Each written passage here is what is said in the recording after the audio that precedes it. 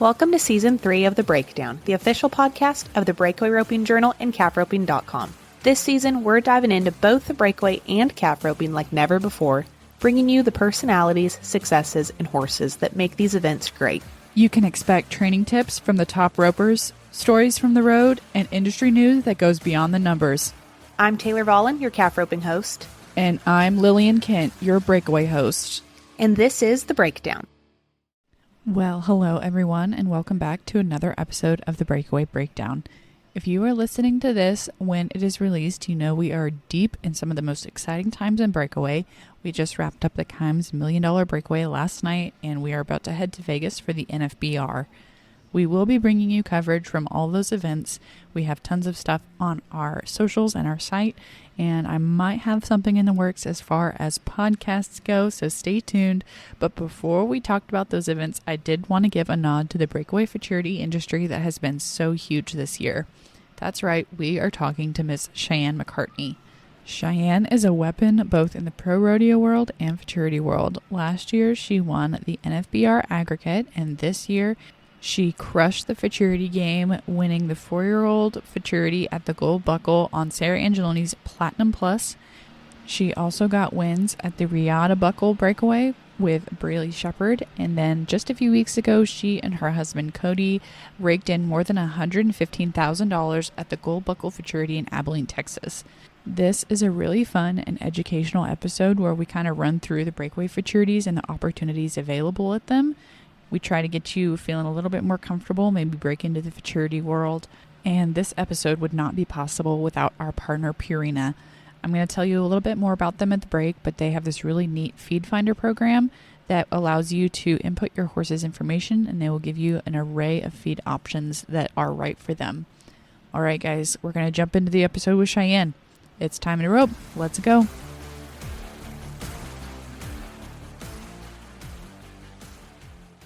Well, hello, Cheyanne. Thank you for taking some time out of your drive to chat with the breakdown about the breakaway futurity industry.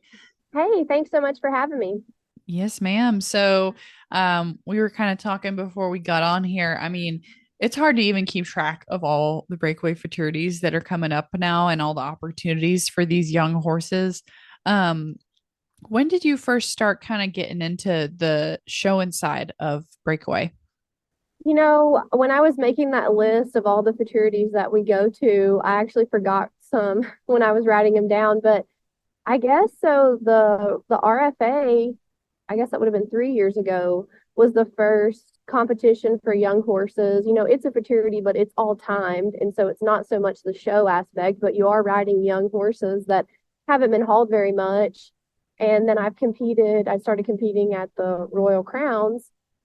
And those are more so judged. And then with the gold buckles, when they started having those, really gearing more towards, you know, we bring a lot of horses to those. And so here within the last few years, and I think this past year when the gold buckle had their show in Belton, I guess that would be the first really big show that I went to that was for young horses and judged. Okay. And that was here pretty recently, wasn't it? Last year, so that would have been December of 2023. Okay. Because I remember we just had another gold buckle in Belton, so I guess they moved it up a little bit this year. So the first year in 23, they had it right after Christmas in Belton, and then this year they had one at Ardmore in May, and then we actually had one 2 weeks ago in Abilene.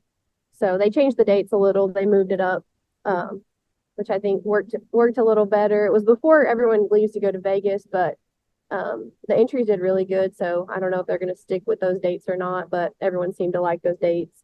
Okay. Yeah, I got my locations mixed up between Belton and Abilene, but both really nice facilities either way.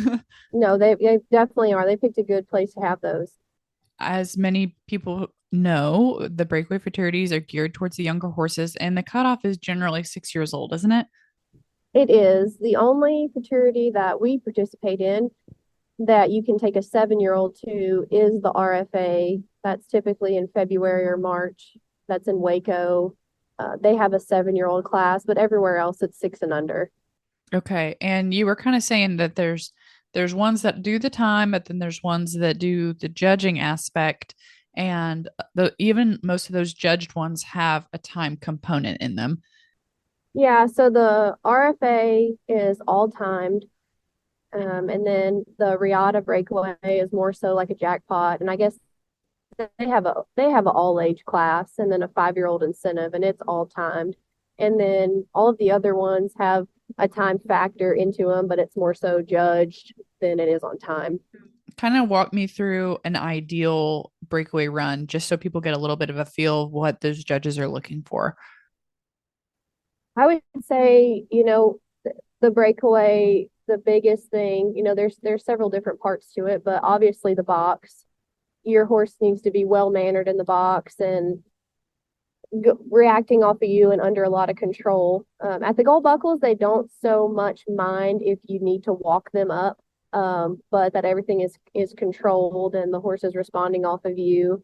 And then usually run and rate, how they get to the calf, and not overrunning the calf, and that they're in control, following and tracking, and the stop. Overall appeal and the breakaway, what the run looks like. Does it look snappy? Did it look easy?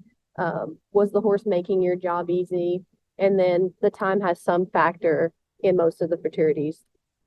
I'm just thinking which would do better, a horse that was a little bit faster and maybe a little bit snappier and maybe a little bit less controlled, or a horse that was kind of more moderate speed and was really quiet in the box.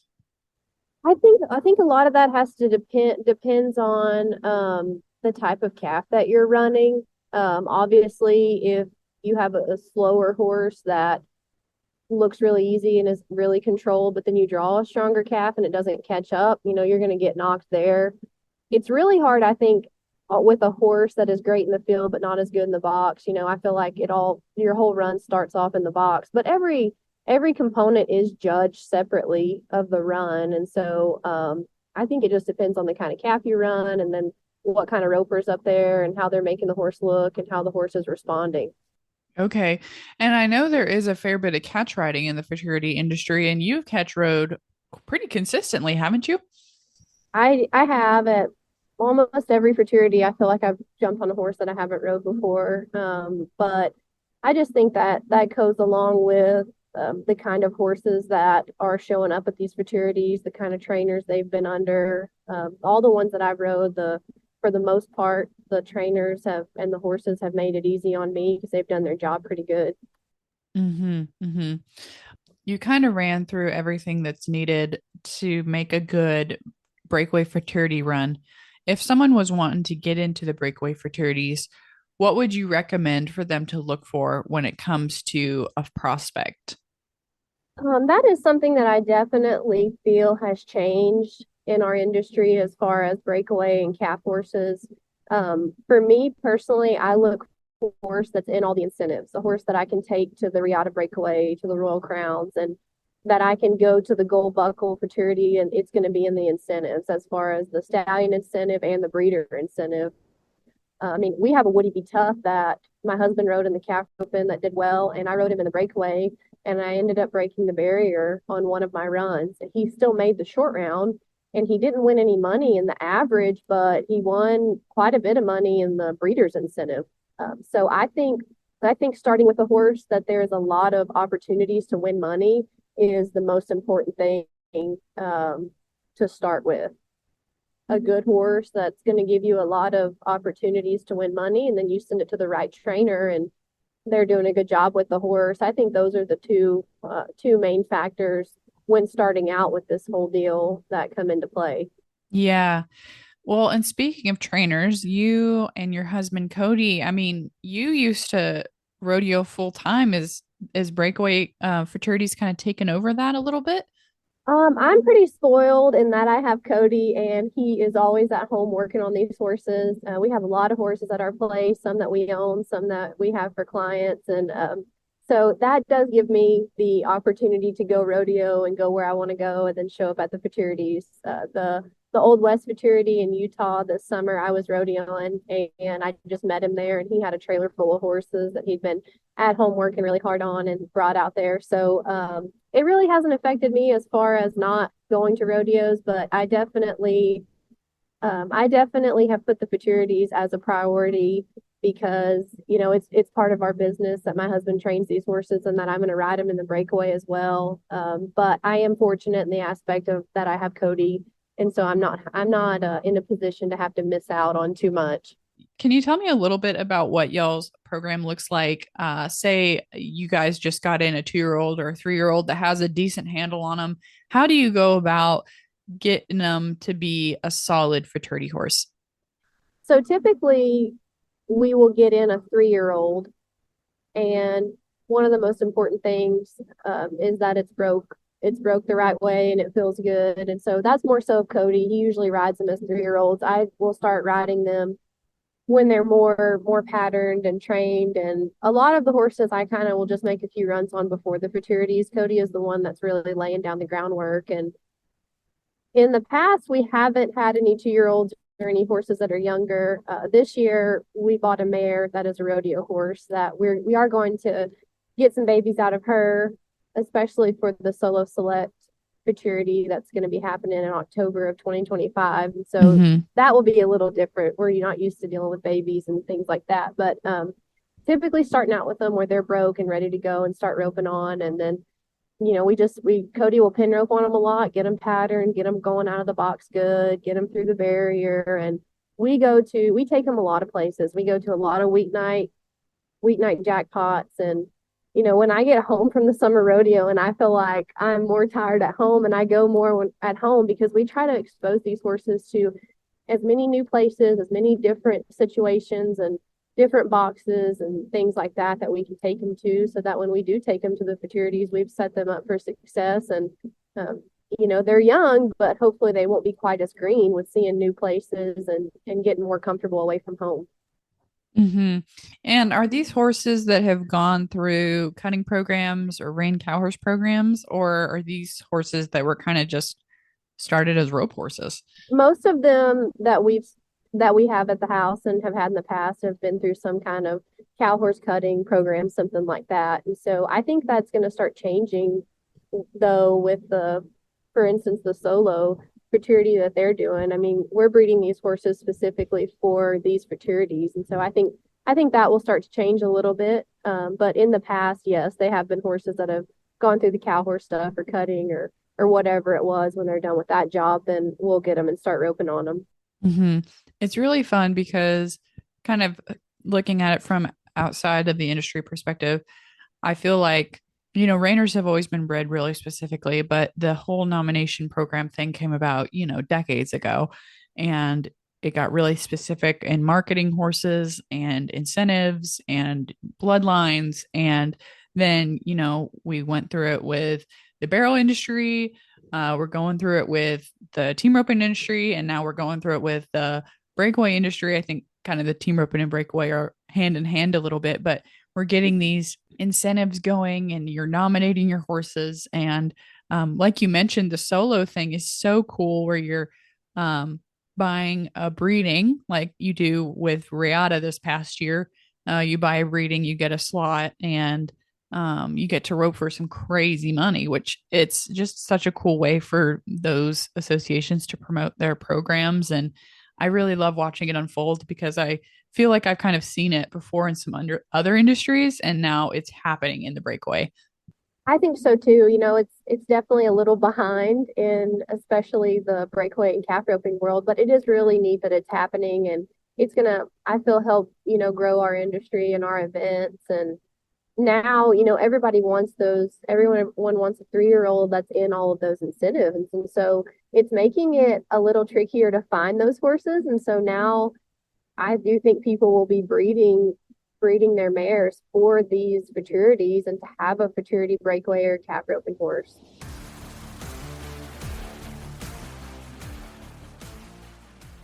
We're going to take a quick break from today's episode to tell you about our sponsor, Purina. Confidently address your horse's unique weight needs and help optimize their overall well-being with research-proven Purina animal nutrition feeds, designed by passionate equine nutritionists. Partner with Purina to nourish your horse to their optimal body condition. Explore weight management resources for your horse today at purinamills.com/feed-finder. Special thanks again to Purina for supporting today's episode of The Breakdown.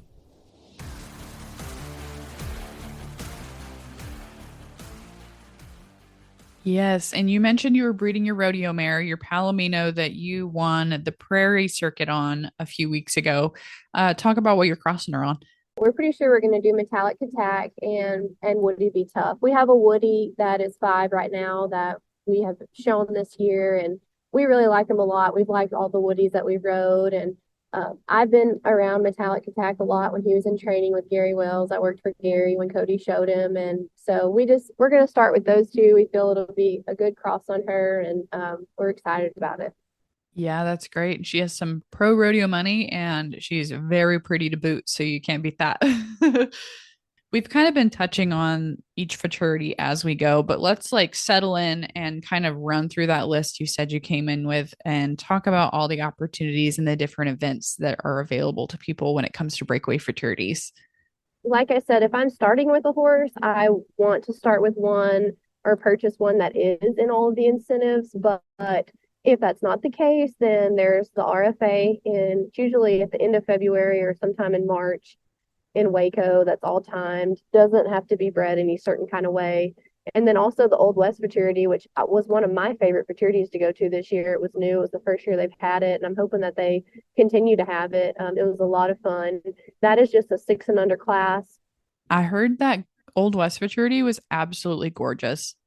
It was really neat because it was outside, which is not something we typically get to experience at a futurity. The calves were fresh. There were a big set of calves that were fresh, and so you had to score a little bit at the beginning, but then they got to running a little more and you had to go farther down the arena. So I'm hoping that they have that again next year because it was a lot of fun. Mm-hmm. And that was with the ARHFA, which does all the team ropings and stuff. So yeah, it was the probes, the Richards, and they helped put that on, and it was a really great event. It was a lot of fun. I know they worked really hard to put that together, and they did it in a short amount of time. So it was really impressive what they were able to get put together in a short amount of time. Mm-hmm. And you mentioned before we started recording that it was kind of set up to where a lot of the girls were up there rodeoing. So you guys kind of just, let's just go swing by the Old West. Yeah, we had to stop in and rope. It was a lot of fun. Mm-hmm. So we got RFA, Gold Buckle, Old West, Royal Crown, Riata, and then the AQHA isn't a futurity, but it is a horse show. And you cashed in huge there, got the big gold trophy that everyone loves. What else are we missing? It is also timed, and your horse doesn't need to be bred a certain kind of way. It just needs to be obviously AQHA bred, and have papers. But it is timed. There's throughout the year that are good to qualify at. It's a great event. It was amazing to me the payout at that event because I believe it paid places in the final day. And it paid like $6,300 for fifth. So I feel like anywhere you can go and win for fifth place, you could win over $5,000. I thought that was amazing. I thought it was a great payout. Well, and it's kind of over in that side arena. So it's not as in the middle of everything. And so you're able to kind of slip in and slip out a little bit because I know it's really chaotic over there with all of the horse show people. Yeah, it's in the performance arena, and that's something that every year we really enjoy going to. My husband's competed at it for a long time, and this was actually my first year to compete at it, but I will definitely be back. I'm trying to think what other futurities have we left out. We got the solo one coming this next year, which is super awesome. Those are all the ones that I can think of. There is 3 Royal Crowns though. The first one's in Buckeye in February, and then in May, Guthrie, and then Rock Springs at the end of the year. So they have them kind of good locations for everybody, depending on where you live. So how would you say the level of competition has changed in the futurity world in the last few years? I think it's changed a lot from less than a year ago. I mean, at the first Gold Buckle in Belton, from the one that I competed at 2 weeks ago in Abilene, it is really good. The entries have grown a lot, and I mean, you're not going to show up on just any old horse and barely get them caught and your horse barely work and win good money. I mean, it's tough, and I was really excited to see that. I mean, there were girls in the six and under breakaway class that had the rodeo horses there. And so I think that's really neat that the entries are growing and that it's really tough. And going in, you know that you're going to have to make 4 good runs and your horse is going to have to work good to win a good check. And I'm sure it's really like for me, the idea of going to a futurity and it being like this destination where you set up shop and you're there for a few days and you really get to just pour all of your focus into this one thing and you're not like ping ponging around going to different rodeos. I personally sounds awesome to me. I think it's really neat to think about the horses that are going to be made Mm-hmm. at the end of this because I know how hard we work on our horses and how tough it is at those competitions. And, they have really good ropers that show up and really good horses. And so I think it's just going to keep getting tougher and tougher. And I think the horses that, when they age out of this deal, you're going to be able to go rodeo on them and it's going to greatly increase the value of them because I think it's great that you can go season a horse essentially at these futurities and you can win money on them. A lot of our clients, our goal for them is for us to win money on their horses while they're in training to help pay for them. And so you're gonna hopefully have a nice horse. You're gonna win money on it, and the horse is gonna essentially pay for itself or part of itself. And then at the end, you're gonna have a nice semi-finished to a finished horse that you can go take places that you didn't have to just give 100 grand for. I never thought of it that way, but I absolutely love it because it's kind of savvy. Yeah, it really is because now, you used to have to go try to season a young horse at even a weeknight jackpot in Oklahoma or Texas. There's, a Martha Angeloni showing up to those. And I mean, you're not going to beat Martha Angeloni or Sarah Angeloni or Shelby Bosley or whoever shows up on their rodeo horses on a 4 or 5 year old that's green and not mess your horse up. You can't rope for the horse and still win money on them. You have to go donate money to set those horses up for success and to give them a good experience at a Mm-hmm. weeknight jackpot or even a rodeo or things like that. So that's really one of my favorite things about this. I rode my Woody B Tough at Cheyenne Frontier Days this year, and I really wanted to take him to more rodeos, but I I have the opportunity now to save him and just take him to events where he's competing against horses of his stage, 5 and 6 year old, and still win money on him. And so that has definitely, I think, changed the game. And that's how we try to look at it. Now we can give those horses that time to continue to get seasoned and kind of ease them along more so. But it's really not easing them along if you're winning money on him. Like he's already ahead of himself in a sense. Yeah, I absolutely love that explanation. And I remember talking to Sarah Angeloni. She was saying, I can't make these horses fast enough. There's always somebody knocking on the door, sending a text saying, hey, do you have XYZ for sale? Do you have a horse ready I can go amateur rodeo on, be competitive in the local jackpots? Which you said, we got Shelby Bosley, Martha, Sarah showing up. I mean, it's a stiff world of competition out there.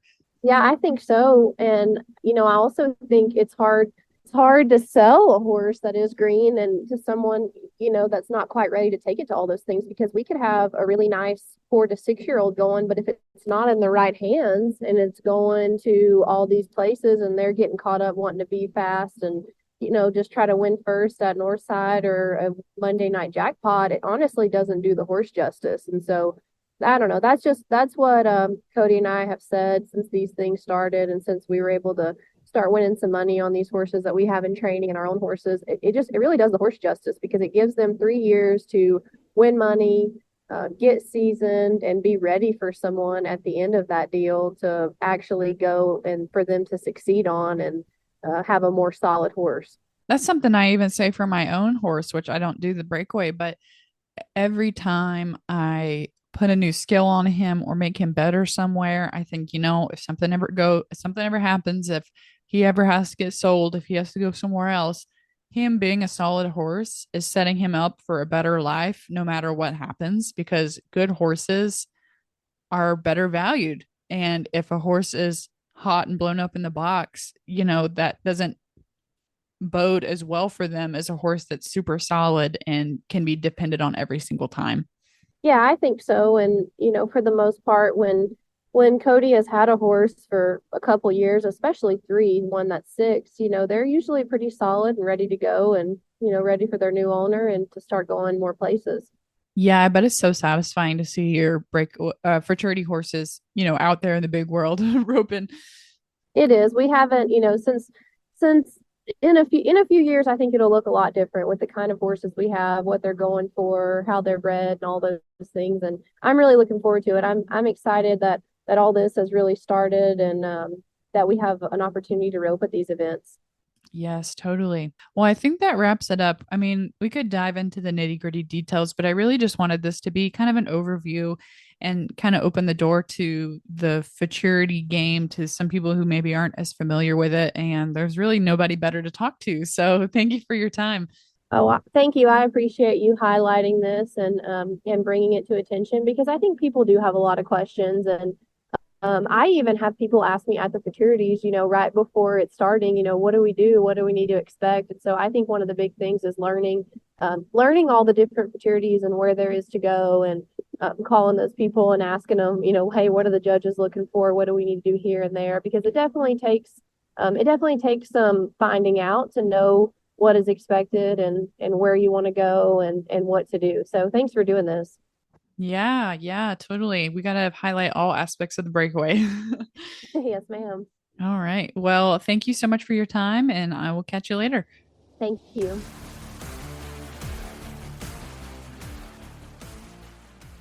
All right, guys. Thanks for tuning in for this episode of the Breakaway Breakdown. As I mentioned in the intro, we are full speed ahead towards Las Vegas, and we will be bringing you all the fun interviews from the winners up there, keeping you up to date on our socials and our website with results. So be sure to stay hooked. Special thanks again to Purina for supporting this episode, and I can't wait to see you guys at the next one.